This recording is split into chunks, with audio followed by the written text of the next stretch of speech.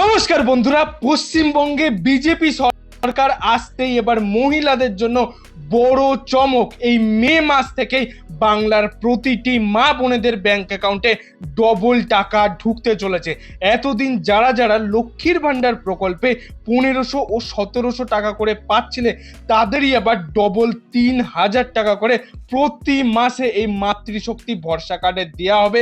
কিভাবে তোমরা আবেদন করবে, কোথায় গিয়ে আবেদন করবে, কি কি নথিপত্র ডকুমেন্টস তোমাদের লাগবে, সমস্ত কিছু স্টেপ বাই স্টেপ এই ফুল ভিডিওতে তোমাদের সাথে শেয়ার করে দেবো। এবং যারা যারা লক্ষ্মীর ভান্ডার পাচ্ছিলে সেই সমস্ত অ্যাকাউন্টেই কি 3000 টাকা দেওয়া হবে, অন্নপূর্ণা ভান্ডার প্রকল্পের সমস্ত কিছু এই ভিডিওতেই জানতে পারবে। অবশ্যই ভিডিওটিকে পুরোটা দেখো, আমরা সরাসরি সেই নিউজ ও আপডেটটি তোমাদের সাথে বিস্তারিত ডিটেলসটা শেয়ার করে দিচ্ছি। অন্নপূর্ণা ভান্ডারে 3000 টাকা, লক্ষ্মীর ভান্ডারকে টেক্কা দিতেই এবার মে থেকেই ঢুকবে ডবল টাকা। এতদিন জেনারেলরা 1500 টাকা ও এসসি এসটিরা কিন্তু 1700 টাকা লক্ষ্মীর ভান্ডারে পাচ্ছিলেন, কিন্তু বিজেপি সরকার আসতে সবার জন্যই কিন্তু 3000 টাকা দেওয়া হবে। আর এসসি এসটি সাধারণ এই সমস্ত ভাগ করা হবে না। বাংলার প্রতিটি মা বোনেরা এবার 3000 টাকা করে কিন্তু প্রতি মাসে পেতে পারবে।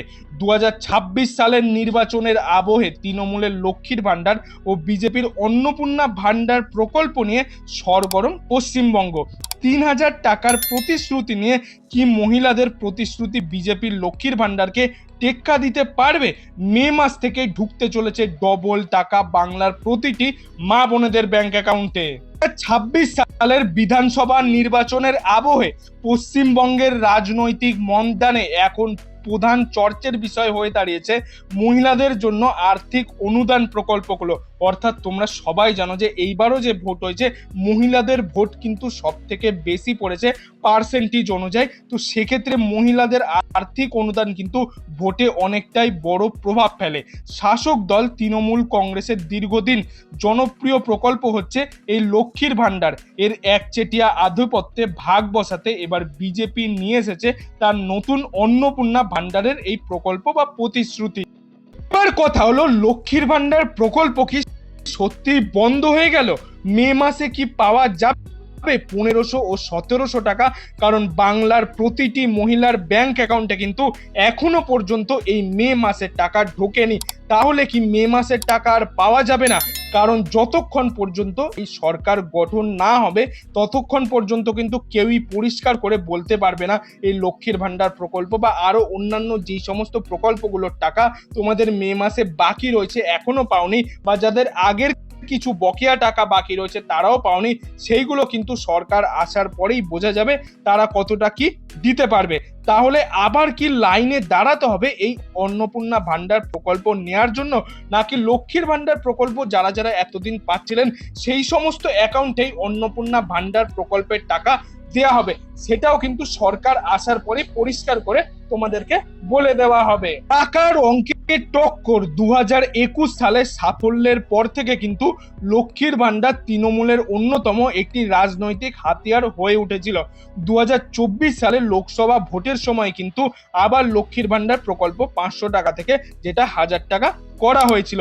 আবার 2026-এর ফেব্রুয়ারি মাসে কিন্তু এই বিধানসভা ভোটের সময় 1500 টাকা এবং 1700 টাকা করে কিন্তু এই লক্ষ্মীর ভান্ডার প্রকল্পের টাকা বাড়ানো হয়েছিল। সাধারণরা 1500 এবং এসসি এসটিরা কিন্তু তপশিল উপজাতিরা 1700 টাকা করে একটি আর্থিক সহায়তা বাংলার প্রতিটি মহিলা কিন্তু এক্ষেত্রে পেতেন। এই প্রকল্পের সাফল্য দেখে গেরুয়া শিবির পাল্টা চাল হিসাবে এই অন্নপূর্ণা ভান্ডার প্রকল্পকে তাদের নির্বাচনী ইস্তাহার বা ভরসার শপথ হিসাবে অন্যতম প্রধান প্রতিশ্রুতি হিসাবে রেখেছিল। বিজেপির ঘোষণা করেছে যে তারা ক্ষমতায় এলে মহিলাদের প্রতি মাসে 3000 টাকা করে একটি আর্থিক সহায়তা দেওয়া হবে, যা লক্ষ্মীর ভান্ডার প্রকল্পের তুলনায় প্রায় দ্বিগুণ। বিজেপির দাবি, তারা সরকার গঠন হওয়ার মে মাসের পর থেকেই কিন্তু জুন মাস থেকে এই বর্ধিত যে টাকা বা সরাসরি তাদের নিজস্ব ব্যাংক অ্যাকাউন্টে পাঠিয়ে দেওয়া হবে। অর্থাৎ মে মাসে সরকার গঠন হওয়ার পর, ক্ষমতায় আসার পর সমস্ত কিছু তারা দেখে নিয়ে অ্যাকাউন্টগুলো ভেরিফাই করে আবার কিন্তু জুন মাস থেকে তোমাদের এই অন্নপূর্ণা ভান্ডার প্রকল্পের যে 3000 টাকা তোমাদের নিজস্ব ব্যাংক অ্যাকাউন্টে পাঠিয়ে দেওয়া।